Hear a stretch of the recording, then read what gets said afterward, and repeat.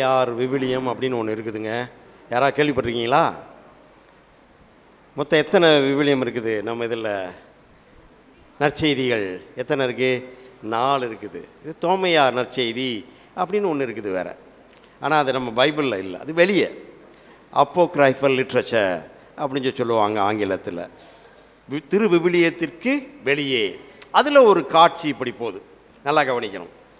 அதிகாலை வேளையில் சேசுநாத சாமியும் நம்ம பேதுருவும் ஒரு அடர்ந்த காடு வழியாக நடந்து போயிட்டுருக்காங்க அதிகாலை வேளையில். அதிகாலை வேலைன்னா சும்மா 7-8 மணி வரைக்கும் படுத்து தூங்கிட்டு பப்பரப்பேன்னு முடிக்கிறது இல்லை. அதிகாலை அப்படின்னா 4-4:30 நம்ம பெரியவங்களாம் கிளம்பி போவாங்க. அந்த மாதிரி அதிகாலை வேளையில் இயேசுவும் பேதுருவும் அப்படி ஒரு அடர்ந்த காட்டு வழியாக நடந்து போயிட்டுருக்காங்க. அப்போ தூரத்தில் ஒரு மரத்தில் ஒரு பறவை ஒன்று இருக்குது. அந்த பறவையை இயேசு நல்லா பார்க்குறாரு. பார்த்துட்டு பேதுருவை பார்த்து சொல்லுவார், பேதுருவே, அந்த மரத்தில் தெரியுதுல அந்த பறவை, அது கழுகு போல் எனக்கு தெரியுதுரா, உனக்கு எப்படி தெரிகிறது என்று கேட்பார். பேதுரு மரத்தில் இருக்கக்கூடிய பறவையை பார்த்துட்டு சேசுநாத சாமியை பார்த்து சொல்லுவார், ஆண்டவரே, அந்த மரத்தில் இருக்குதுல்ல அந்த பறவை, அது கழுகுதான் என்று சொல்லுவார். இன்னும் கொஞ்சம் நெருக்கமாக இப்போ போகிறாங்க. அப்படியே இருட்டு லேசாக மறைஞ்சி லேசாக சூரிய அப்படியே வர ஆரம்பிக்கிறாரு. அப்போ கொஞ்சம் தெரியுது. இப்போ பார்க்குறாரு இயேசு, இப்போ ரொம்ப குழப்பமாயிடுறாரு. நல்லா கூர்ந்து பார்க்குறாரு. பார்த்துட்டு பேதுருவை பார்த்து சொல்கிறார், பேதுருவே, அந்த மரத்தில் தெரியல அந்த பறவை, அது கழுகு இல்லை, காகம் போல தெரியுது, காக்கா போல தெரியுது, உனக்கு எப்படி தெரியுது என்று கேட்கிறார். பேதுரு நல்லா உத்து பார்க்குறாரு. பார்த்துட்டு இயேசுவை பார்த்து சொல்கிறாரு, இயேசுவே, எனது ஆண்டவரே, எனது தெய்வமே, அந்த மரத்தில் தெரியுது அந்த பறவை, அது கழுகு இல்லை, காகந்தான்னு சொல்கிறாரு. இன்னும் கொஞ்சம் நெருக்கமாக இப்போ நல்லா விடிஞ்சிருச்சு, வெளிச்சம் நல்லா தெளிவாக தெரியுது. நல்லா சேசுநாத சாமி நல்லா கூர்ந்து பார்க்குறாரு. பார்த்துட்டு பேதுருவை பார்த்து சொல்கிறாரு, பேதுருவே, அந்த மரத்தில் தெரியுதில்ல அந்த பறவை, அது கழுகும் இல்லை, காகமும் இல்லை, கருமையும் வெண்மையும் கலந்த புறா போல தெரியுதுடா எனக்கு, உனக்கு எப்படி தெரியுதுன்னு கேட்குறாரு. பேதுரு நல்லா பார்க்குறாரு. பார்த்துட்டு அப்படியே அவகேடாக ஆண்டவருடைய பாதத்தில் விழுந்து, மாசில் வீணையும் மாலை மதியமும் வீசு தென்றலும் வீங்கில வேணிலும் மூசு வண்டரை பொய்கையும் போன்றதே ஈசன் எந்தன் இணை அடிநீழலே உனது பாதம் போதும் என்று இறுக கட்டி பிடிச்சிக்கிட்டு சேசுநாத சாமியை பார்த்து சொல்கிறாரு, ஆண்டவரே, அந்த மரத்தில் தெரியுது அந்த பறவை, அது கழுகும் இல்லை, காகமும் இல்லை, என்னவா, கருமையும் வெண்மையும் கலந்த புறாதான் அப்படின்னு சொல்கிறாரு. இப்போ இயேசுநாத சாமி பேதுரு அப்படியே தூக்கி இருக்க கட்டி பிடிச்சிட்டு கண்ணோட கண் பார்த்து கேட்குறாராம், பேதுருவே, நான் சொல்கிறதெல்லாம் அப்படியே கிளிப்புள்ள மாதிரி திரும்ப திரும்ப சொல்கிறியே, நீனா பார்த்து சொல்லக்கூடாதா அது என்ன பறவைன்னு அப்படின்னு சொல்லி கேட்குறாரு. இப்போ நான் கிளைமேக்ஸ் வந்துட்டேன். அப்போ பேதுரு இயேசுவை பார்த்து சொன்னாராம், எனது ஆண்டவரே, நீர் பார்ப்பது போல நான் இந்த உலகத்தை பார்க்கணும், நீ உணர்றது போல நான் இந்த உலகத்தை உணரணும், நீ செயல்படுவது போல நான் இந்த உலகத்தில் செயல்படணும். அதோட எனக்கு ஏதாவது பெரிய பாக்கியம் உண்டா? இல்லை, நீராக நான் மாறி போக வேண்டும். I should identify totally with you. நீயாக நான் மாறி போகின்ற பொழுது எனக்கும் உனக்கும் இடையில் எந்த விதமான வேறுபாடும் இல்லாமல் போகக்கூடியது தான் உண்மையான மனமாற்றம். இன்னைக்கு வந்துட்டு இன்னாசியாரது மனமாற்றத்தை பற்றி சிந்திக்கணும் அப்படின்னு சொல்கிறாங்க. அது ஒரு சேசவ சாமியார்கிட்ட ரொம்ப கஷ்டம், நிறையா தெரிஞ்சிருக்குது, என்னத்தை உங்களுக்கு சொல்கிறது அப்படின்னு ஒரு மாதிரி குழப்பமாக இருக்குன்னு வச்சுக்கோங்களேன். இன்னாசியார் 2 புத்தகத்தை வாசித்தார், அப்படி தானுங்களா? இதை அடிக்கடி சொல்லியிருப்பாங்க, ஆனால் மறந்துருப்பீங்க. என்னென்ன புத்தகம் சொன்னீங்கன்னா உடனே பரிசு உண்டு. 2 புத்தகம் வாசித்தார் இன்னாசியார். என்னங்க? பைபிளு, என்னங்க வரலாறு. கொஞ்சம் நெருங்கி வந்துட்டார்.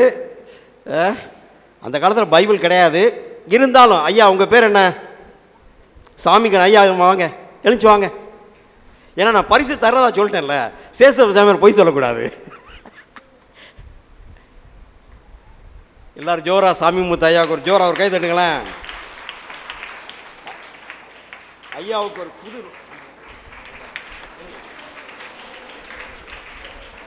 சாமி முத்து ஐயா.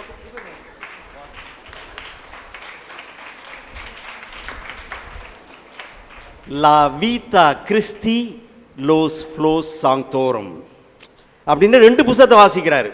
ஒன்று வந்துட்டு கிறிஸ்துவினுடைய வாழ்க்கை வரலாறு, அது பைபிள்னு சொல்லலாம்.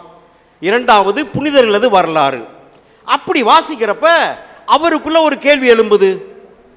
ஏன் அகஸ்தீனு, ஆசீர்வாதப்பரு, இவங்கெல்லாம் கடவுளுக்காக மனம் மாறினாங்க அப்படின்னா நான் ஏன் மாறக்கூடாது அப்படின்ற கேள்வி கேட்கிறாரு இன்னாசியாரு.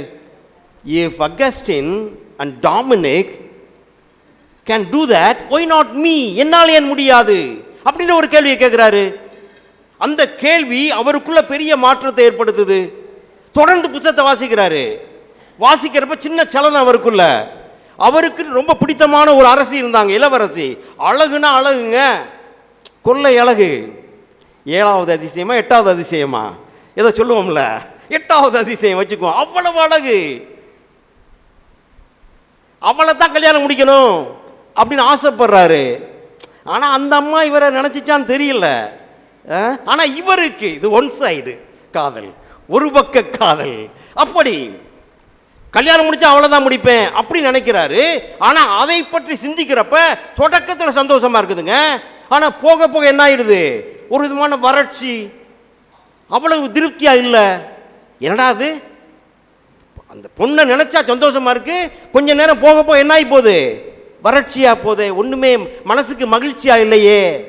ஆனா அதே நேரத்தில் நல்லா கவனிக்கணும், சேஷநாத சாமி புத்தகத்தை வாசிக்கிறார் பார்த்தீங்களா, தொடக்கத்தில் வாசிக்க பிடிக்கவே இல்லை. நம்ம பிள்ளைங்க மாதிரி தான், படினா படிக்காதுங்க, முதல்ல பிடிக்கல. ஆனா போக போக என்ன ஆகுது, இன்னும் அதிகமா வாசிக்கணும் அப்படின்னு மனசுக்குள்ள கொள்ளை ஆர்வம், மகிழ்ச்சி. யோசிச்சு பார்க்கிறாரு, எப்படா ஒரு பொண்ணை நினைச்சு பார்த்தேன், தொடக்கத்தில் மகிழ்ச்சியா இருந்துச்சு, ஆனா அப்புறமேல என்ன ஆகி போச்சு, ஒன்றும் இல்லாம போச்சு. ஆனா இயேசுவை நினைக்கின்ற பொழுது எனக்குள்ள எப்படிப்பட்ட மாற்றம். ஒருவன் உலகமெல்லாம் தனதாக்கி கொண்டாலும் தனது ஆன்மாவை இழந்து விட்டால் அவனுக்கு என்ன பயன், ஒன்றுமில்லை. அழகு 15 வயதிலே அழகு இருக்கும், 25 வயதிலே இன்னும் கூட, 35 வயதிலே ஓரளவிற்கு குறைவாக, 45 இன்னும் குறைவு, 65 சுருக்கம், 75 ஒன்றுமில்லாமல் போவாய். அறிவு படிக்க படிக்க அறிவு கூடலாம், சில நாட்கள் ஆகும். 50 60 வயதிலே பேரை மறந்து விடுவோம், 80 வயதிலே வீட்டுக்கார அம்மா பேரை கூட மறந்து விடுவோம், அழிந்து போகலாம். ஆணவம் பதவி இருக்கும் வரை, அதன் பின்பு நம்மை சீண்டுவார் யாரும் இருக்க மாட்டார்கள், அழிந்து போவோம். ஆனால் இயேசுவின் மீது கொண்ட அன்பு, இயேசுவிற்காக வாழ வேண்டும் என்கின்ற ஆர்வம் நமக்குள் இருக்கும் பொழுது ஆண்டவர் சொல்வது போல, யோவான் திருப்புத்தகத்திலே 10வது அதிகாரத்திலே 10வது வசனத்தில் சொல்வது போல, நான் உனக்கு வாழ்வை தர வந்தேன், அந்த வாழ்வை நிறைவாக தருவதற்கு ஆசைப்படுகின்றேன், நீ மனம் மாற வேண்டும் என்பதுதான். பாரிஸ் பல்கலைக்கழகத்திலங்க இவர் படிக்கிறார், இன்னாசியாரு. 45 வயசுல, எல்லா பையனும் இளவட்ட பயலுங்க, 19 வயசு 20 வயசு, இவருக்கு 45 வயசு கிழவன். அதில் வேற பார்த்தீங்கன்னா அவர் ட்ரெஸ்ஸு பாடாவதியா சாக்கு துணி, காலில் செருப்பு கிடையாது. பரிதாபமா யூனிவர்சிட்டிக்கு பல்கலைக்கழகத்துக்கு படிக்க போறாரு, படிக்கிறாரு. அவருடைய அறையிலே இன்னொருத்தன் ரொம்ப மிடுக்கானவன், அழகானவன், அறிவானவன், திறமையானவன், கோட்டு சூட்டு கருப்பு கலர்ல செக்க செவேல்னு இந்த ஆளு அங்க இங்க போறான் வர்றான், எல்லாத்துலயும் ஃபர்ஸ்ட்டுங்க, எல்லாத்துலயும் ஃபர்ஸ்ட். ஆனா திமிரு கூட, ஆணவம் கூட. அறிவு இருக்கிற இடத்துல கொஞ்சம் ஆணவமும் இருக்கும், சேசவ சாமியார் மாதிரி. அப்படி அப்ப இவர் பார்க்கிறாரு, ஆனா இந்த ஆளை அவன் பார்க்கவே மாட்டேங்கிறான். ஆனா 2 பேரும் ஒரே அறையில் இருக்கிறாங்க. இந்த வயசானவரை கண்டுக்கவே இல்லை. ஆனால் அவர் தொடர்ந்து அவனுக்காக ஜெபிக்கிறார். இவன் மாறி போவான், இவன் எனக்கான கருவியாக, இயேசுவினுடைய கருவியாக, இறைவனின் அதிமிக மகிமைக்காக உழைத்து செத்து போவான் அப்படின்னு இவருக்குள்ள ஒரு உந்துதல். தொடர்ந்து சொல்றாரு, ஒருவன் உலகமெல்லாம் தனதாக்கி கொண்டாலும், நண்பனே உனது ஆன்மாவை இழந்து விட்டால் நீ எங்கே போவாய் என்று கேள்வி கேட்கிறார். ஆனால் அவன் கண்டுக்கல, அவன் பாட்டு போறான் வர்றான். அந்த பாரிஸ் பல்கலைக்கழகத்தில் மிகப்பெரிய பேராசிரியரா அவன் வருவதற்கு எல்லா தகுதியும் இருக்குது. எல்லாரும் சொல்றாங்க இவன் தான் அடுத்து பெரிய பேராசிரியர் என்று. இன்னாசியார் அந்த இளைஞனுக்காக ஜெபிக்கிறார். சவேரியார் என்ற இளைஞன் மாறிப்போகிறான், மனம் மாறிப்போகிறான். எந்த பல்கலைக்கழகத்து பேராசிரியராக இருக்க வேண்டும் என்று ஆசைப்பட்டானோ அந்த இளைஞன் கன்னியாகுமரி கடற்கரையிலே செருப்பில்லாமல் ஒரு கையிலே சிலுவையையும் இன்னொரு கையிலே மணியையும் அடித்து கொண்டு உன்னையும் என்னையும் மனமாற்றிய மிகப்பெரிய இயேசு சபையாளன் ஆனான் என்றால் மனமாற்றம் மிக முக்கியமானதாக இருக்கிறது. பழைய ஏற்பாட்டில் பார்த்தீங்கன்னா மக்கள் எல்லாம் கூப்பிட்டுக்கிட்டு மோசே போறாரு. போற இடம் கூட நல்லா சாப்பிட்றாங்க, நல்லா தண்ணி குடிக்கிறாங்க.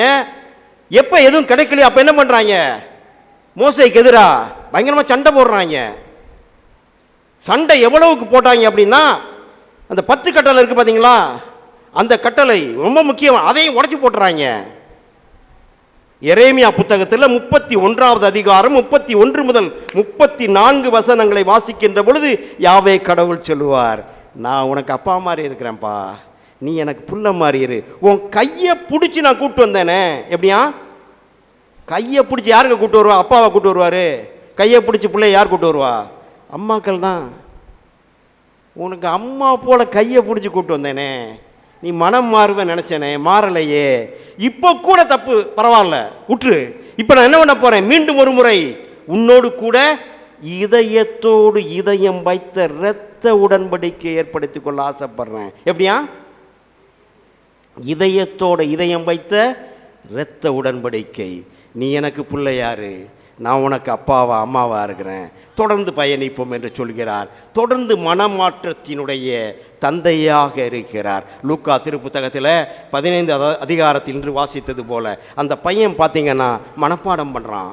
நான் பழையபடி போவேன், எங்கள் அப்பாட்ட என்ன சொல்லுவானா, உங்களுக்கு எதுக்கு எல்லாம் எதிராக போயிட்டேன், இனிமேல் உங்கள் புள்ளன்னு சொல்கிறதுக்கு நான் தகுதி இல்லை, அதனால் மனப்பாடம் பண்ணிட்டு அதையே திரும்ப ஒப்பிக்கிறான்.